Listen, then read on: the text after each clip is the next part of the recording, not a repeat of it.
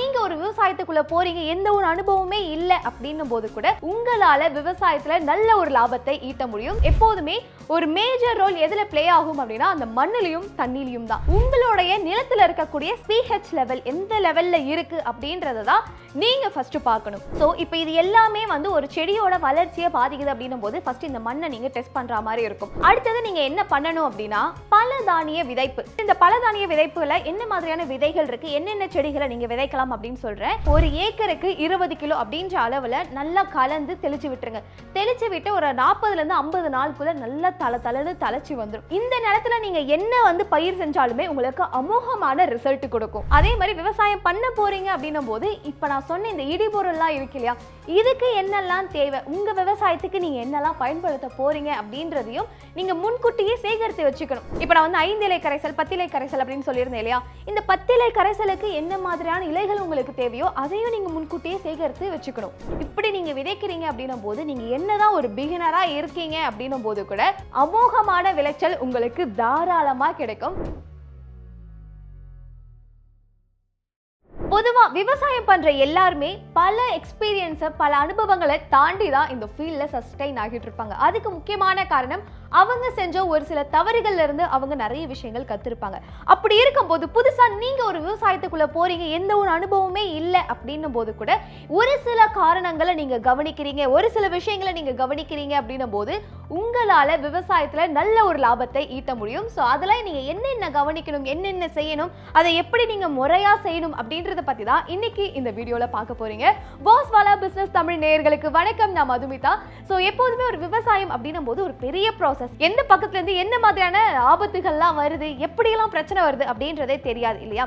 அதே குறிப்பா புதுசா ஒருத்தவங்க உள்ள போறாங்க, விவசாயம் பண்ணணும்னு ஆர்வம் இருக்கு, ஆனா என்னென்னலாம் கவனிக்கணும்னு தெரியல அப்படின்னீங்கன்னா ஃபர்ஸ்ட் நீங்க கவனிக்க வேண்டியது உங்களுடைய மண்ணுடைய தரம் அண்ட் அதே மாதிரி உங்களுடைய தண்ணியோட தரம். எப்போதுமே ஒரு மேஜர் ரோல் எதுல பிளே ஆகும் அப்படின்னா அந்த மண்ணிலையும் தண்ணிலையும் தான்.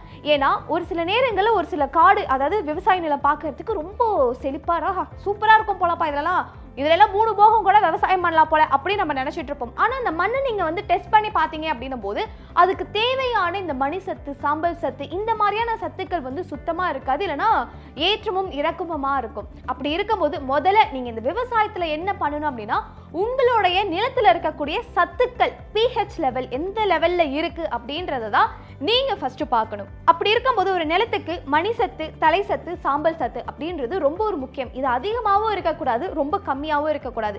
இது ஏன் அப்படி சொல்றேன் அப்படின்னா ஒரு விவசாயம் பண்ணின ஒரு நிலமா இருக்கு அப்படின்னும் போது கண்டிப்பா இதுக்கு முன்னாடி விவசாயம் பண்ணும்போது அதுல என்ன பயிர் போட்டாங்களோ அந்த பயிர் செடிகள் அந்த நிலத்துல இருக்கக்கூடிய சத்துக்களை இழுத்துதான் அது நல்ல தளன்னு இருக்கும் இல்லையா. அப்படி இருக்கும்போது அந்த மண்ணில் இருக்கக்கூடிய சத்துக்கள் வந்து குறைஞ்சு போயிடும். ஸோ இதெல்லாம் வந்து எந்த லெவல்ல இருக்கு, கரெக்டா இருக்கா அப்படின்றத நீங்க டெஸ்ட் பண்ணணும். ஸோ இந்த சத்துக்கள் வந்து எந்த லெவல்ல இருக்கணும் அப்படின்னா இந்த தலை சத்து 20ல இருந்து 50 ppm குள்ள இருக்கணுங்க. மணி சத்து 5ல இருந்து 20 ppm குள்ள இருக்கணும். அதே மாதிரி சாம்பல் சத்து 50ல இருந்து 200 ppm குள்ள இருக்கணும். இப்போ இந்த தலை சத்து சப்போஸ் கம்மியா இருக்கு மண்ணில் அப்படின்னும் போது அது என்ன மாதிரியான பாதிப்புகளை உங்க செடிகளுக்கு கொடுக்கும் அப்படின்னா இந்த இலை வந்து சீக்கிரமா மஞ்சள் ஆயிடும். அதே மாதிரி அந்த செடியோட வளர்ச்சி அப்படின்றதுமே ரொம்ப ஸ்லோவா இருக்கும். அதே மாதிரி மணி சத்து வந்து கம்மியா இருக்கு மண்ணில் அப்படின்னும் போது உங்களுடைய செடிகளோட இலை வந்து ரொம்ப வெளுப்பா இருக்கும், பச்சை பசைனே இருக்காது, வெளுப்பா இருக்கும். தண்டுகள் வந்து மெலிஞ்சி பயிரோட வளர்ச்சி அப்படின்றது ரொம்ப கம்மியாவே இருக்கும். உங்களுக்கு இந்த சாம்பல் சத்து கம்மியா இருந்தாலுமே உங்களுக்கு இந்த செடிகளுடைய வளர்ச்சி பெரிதளவுல இருக்காது. ஸோ இப்போ இது எல்லாமே வந்து ஒரு செடியோட வளர்ச்சியை பாதிக்குது அப்படின்னும் போது ஃபர்ஸ்ட் இந்த மண்ணை நீங்க டெஸ்ட் பண்ற மாதிரி இருக்கும். அதே மாதிரி தண்ணியுமே வந்து உப்புத்தன்மை அதிகமா இருக்கக்கூடாது. இந்த உப்புத்தன்மையே நிறைய விதமான உப்புத்தன்மை இருக்கு.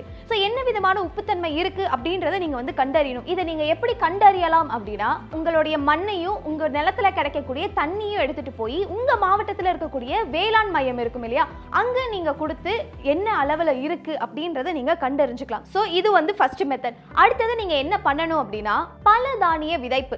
ஸோ பலதானிய விதைப்பு அப்படின்னும் போது இது 5 வகையான செடிகள் ரகம் இருக்குங்க. அந்த ரகத்தை உங்களுடைய மண்ணில் போட்டு விதைச்சி அதை வந்து நீங்க மடிச்சு ஓட்டுற மாதிரி இருக்கும். ஸோ இந்த பலதானிய விதைப்பு பண்றதுனால என்ன மாதிரியான பலன்கள் இருக்கு அப்படின்னா உங்க செடிகளுக்கு தேவையான சத்துக்களை இந்த செடிகள் மக்கிறது மூலியமா உங்களுடைய நிலத்துல அதிகப்படியா இருக்கும். உங்களுடைய செடிகளும் ரொம்ப ஆரோக்கியமா இருக்கும். ஸோ அப்படி இருக்கும்போது இந்த பலதானிய விதைப்புல என்ன மாதிரியான விதைகள் இருக்கு, என்னென்ன செடிகளை நீங்க விதைக்கலாம் அப்படின்னு சொல்றேன். இந்த விதைப்புக்கு ஒரு ஏக்கருக்கு 20 கிலோ விதைகள் உங்களுக்கு தேவைப்படும். இந்த 20 50 கிலோ விதைகள் என்னென்ன வகை விதைகள் அப்படின்றத இப்ப பார்க்கலாம். எண்ணெய் விதைகள், பயிறு விதைகள், தானிய விதைகள், வாசனை செடிகள், உரச்செடிகள். ஸோ இந்த எண்ணெய் விதைகள் அப்படின்னு எடுத்துக்கிட்டீங்கன்னா எள்ளு 1/2 கிலோ, சூரியகாந்தி 2 கிலோ, ஆமணக்கு 2 கிலோ, சோயா 2 கிலோ. ஸோ இதெல்லாம் உங்களுக்கு எண்ணெய் விதைகள்ல வரும். அடுத்தது ஸோ இப்போ இந்த தானிய விதைகள் அப்படின்னு எடுத்துக்கிட்டீங்கன்னா சோளம் 1 கிலோ, கம்பு 1/2 கிலோ, திணை 1/4 கிலோ, சாமை 1/4 கிலோ உங்களுக்கு தேவைப்படும். பயிறு விதைகள் அப்படின்னு எடுத்துக்கிட்டீங்கன்னா உளுந்து 1 கிலோ, தட்டைப்பயிறு 1 கிலோ, கொண்டக்கடலை 1 கிலோ, பச்சைப்பயிறு 1 கிலோ. வாசனை விதைகள் அப்படின்னு எடுத்துக்கிட்டீங்கன்னா கடுகு 1/2 கிலோ, வெந்தயம் 1/4 கிலோ, சோம்பு 1/4 கிலோ, கொத்தமல்லி 1 கிலோ. உரச்செடிகள் அப்படின்னு எடுத்துக்கிட்டீங்கன்னா தக்கப்பயிறு 2 கிலோ, சணப்பு 2 கிலோ, நரிப்பயிறு 1/2 கிலோ, கொள்ளு 1 கிலோ. ஸோ இந்த விதைகள்ல நான் சொன்ன அளவுல என்ன பண்ணுங்க, ஒரு ஏக்கருக்கு 20 கிலோ அப்படின்ற அளவுல நல்லா கலந்து தெளிச்சு விட்டுருங்க. தெளிச்சு விட்டு ஒரு 40ல இருந்து 50 நாளுக்குள்ள நல்லா தளன்னு தளச்சு வந்துடும். ஸோ இந்த நேரத்துல நீங்க என்ன பண்ணலாம் அப்படின்னா அதை மடிச்சு ஓட்டணும். ஏன்னா இந்த செடியெல்லாம் மண்ணுக்கு கீழேயும் மண்ணு வந்து மேல இருக்கிற மாதிரியும் நல்லா மடிச்சு ஓட்டிட்டீங்க அப்படின்னா ஒரு 3 மாசத்துல இந்த நிலம் அப்படின்றது உங்களுக்கு விவசாயம் பண்றதுக்கு ஒரு சூப்பரான நிலமா மாறிடுங்க.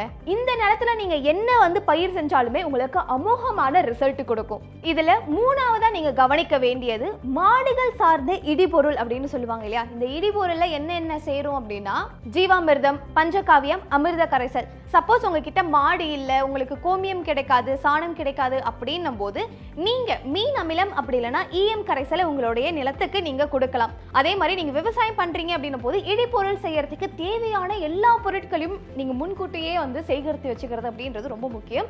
அண்ட் அதை தாண்டி இந்த பூச்சி விரட்டி அப்படின்னு சொல்லுவாங்க இல்லையா, ஒரு பயிர் பண்ற விவசாயம் பண்றோம் அப்படின்னும் போது இந்த பூச்சிகள் தொல்லை அதிகப்படியா இருக்கும். அப்படி இருக்கும் போது இந்த பூச்சி விரட்டியா சொல்லக்கூடிய வேப்பெண்ணெய் கரைசல், கற்பூர கரைசல், அக்னி அஸ்திரம், ஸோ இதை வந்து நீங்க பயன்படுத்தலாம். அதே மாதிரி இந்த 5 இலை கரைசல், 8 இலை கரைசல், 10 இலை கரைசல்னு சொல்றாங்க இல்லையா, ஸோ இதுவுமே நீங்க வந்து தயார் பண்ணி ரெடியா வச்சுக்கிறது அப்படின்றது ரொம்ப ஒரு முக்கியமான ஒரு விஷயம்.